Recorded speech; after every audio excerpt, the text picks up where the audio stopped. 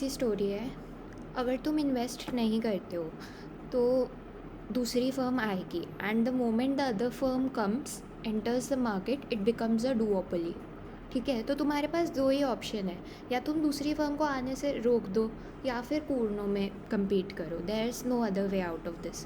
ठीक है, तो जब तुम एक और प्लांट सेटअप नहीं कर रहे हो बिल्कुल भी, तो दैट मीन्स कि दूसरी फर्म के पास मौका है अंदर आने का, तो वो आएगी। जब वो आएगी तो तुम 14 यूनिट्स बनाओगे, वो 14 यूनिट्स बनाएगी। प्राइस कितना आएगा? 14 आएगा। ऐसे मार्केट में हमने देखा था। प्रॉफिट 196 का तुम अर्न करोगे, राइट। तो तुम्हारे ओवरऑल लाइफ टाइम के प्रॉफिट्स कितने हो गए? सी -150 फर्स्ट पीरियड का। फर्स्ट पीरियड में तुमने प्लान सेटअप किया था, उसका -150। फर्स्ट पीरियड में तुमने 225 कमाए थे 15 इंटू 15 करके, राइट। और 196 तुमने सेकेंड पीरियड में कमाया, उसका प्रेजेंट वैल्यू निकालने के लिए आर से मल्टीप्लाई कर दिया। ये 205 के अराउंड आ रहा है अगर तुम इन्वेस्ट नहीं करते हो इन अ प्लांट। ठीक है, या फिर तुम कैपेसिटी को एक्सपैंड कर सकते हो बाय बिल्डिंग 2 प्लांट्स अभी फर्स्ट पीरियड में ही। 30 यूनिट्स बनाने लायक 2 प्लांट्स बना लो, right, which is more than enough to serve all the output demanded at the duopoly price of $14। ठीक है, तो इस लाइन से भी मेरी थोड़ी दुश्मनी है, मतलब इसका और मेरा लॉजिक सोचने का इकट्ठे फिट नहीं बैठ रहा।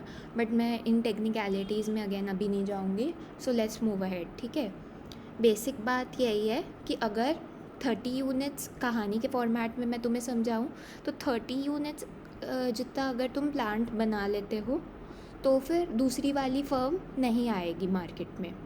ठीक है, एंड इसका मैथ्स इसने तो कुछ मैथ्स दिखाया नहीं, इसने बस इतना बोल दिया है कि 30 यूनिट्स की अगर तुम्हारी कैपेसिटी है तो it is more than enough to serve the entire market. ठीक है, ये इसने बोला है।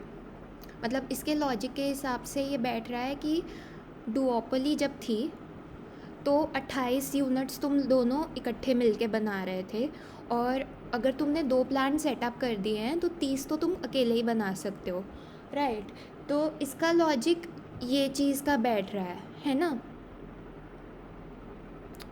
ठीक है, तो बेसिकली क्योंकि तुम पूरे के पूरे 28 यूनिट्स खुद ही बनाने के केपेबल हो तो दूसरी फर्म एंटर नहीं करेगी। मेरा लॉजिक इससे थोड़ा अलग बैठता है, बट मैं अगेन उसमें नहीं जाऊँगी। ठीक है, तो बेसिकली अभी क्या बात है कि एंट्रेंट जो है वो देखेगा कि एंट्री प्रॉफिटेबल नहीं है। ठीक है, तो तुम्हें ये बात पता है कि अगर तुमने 2 प्लांट्स बना लिए तो you are able to deter entry. ठीक है, and because you have been able to deter entry, you know कि यू आर द मोनोपोलिस्ट। अब सेकेंड पीरियड में मोनोपोलिस्ट को कितने यूनिट्स बनाने चाहिए? 21 units. We already done this calculation, so I am not going into it again. 21 units is what you should be selling. उसका price पड़ेगा $21 का, which amounts to a profit of $441, right. तो present value cash flow की इस case में होगी क्या? -300, क्योंकि 2 प्लांट्स सेटअप किए हैं, राइट, फर्स्ट पीरियड में ही, प्लस 225, ये वही रेवेन्यू है जो तुम फर्स्ट पीरियड में कमा रहे हो, वो तो चेंज हो ही नहीं रहा है ना।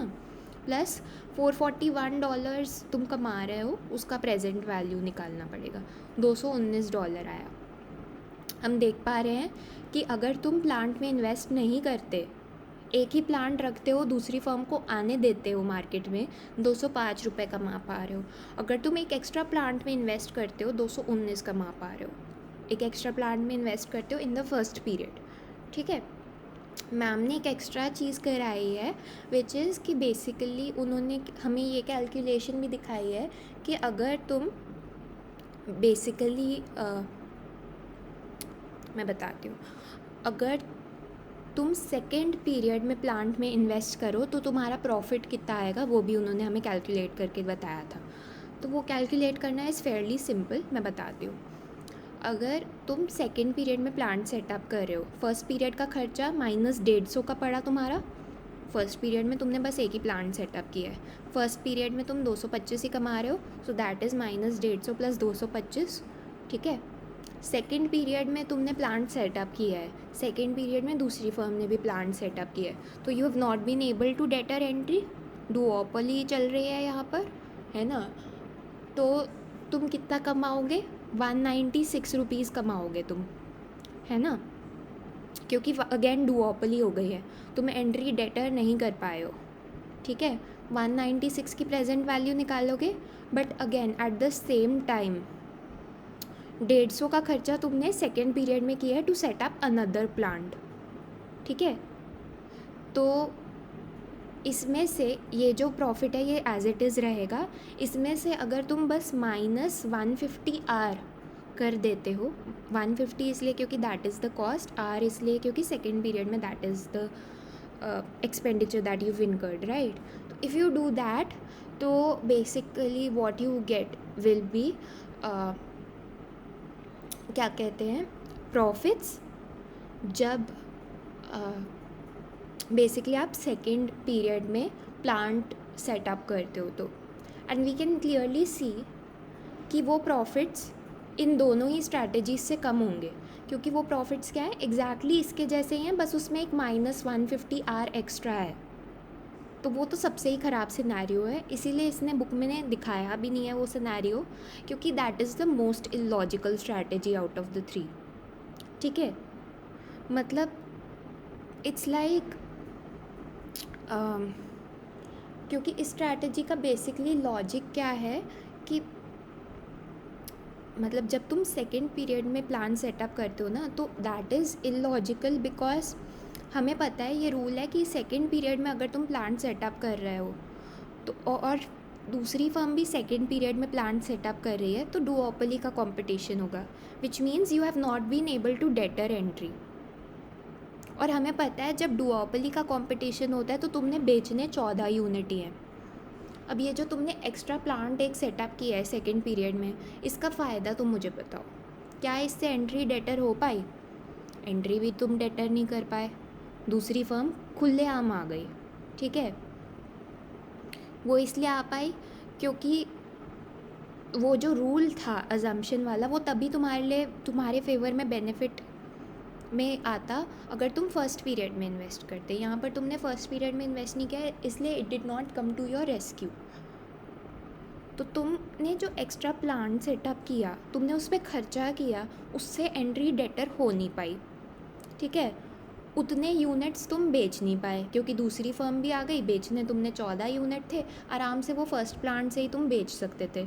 तो उससे अच्छा तो सेकेंड पीरियड में तो प्लांट सेटअप करना is the most useless thing ever. अब इससे हम देख सकते हैं कि बेसिकली जो कंक्लूजन्स निकल के आए वो ये आए कि जब एक सिंगल फर्म थी और कोई थ्रेट टू एंट्री नहीं था, तो it was best to not set up another plant. But जब एंट्री का खतरा था तो इट वॉज बेस्ट कि तुम जो है एक और प्लांट सेटअप कर लो in the first period itself. उसको डरा दो कि भाई देख, मेरी कैपेसिटी देख इतनी बड़ी है, तू मुझसे कम्पीट नहीं कर पाएगा, तेरे पास कोई मार्केट नहीं बच जाएगा, ठीक है। तो दिस इज़ प्रीएम्पशन, ठीक है। इन्वेस्टमेंट किया तुमने टू प्रिवेंट एंट्री, ठीक है। तो इसमें और कुछ चीज़ नहीं है।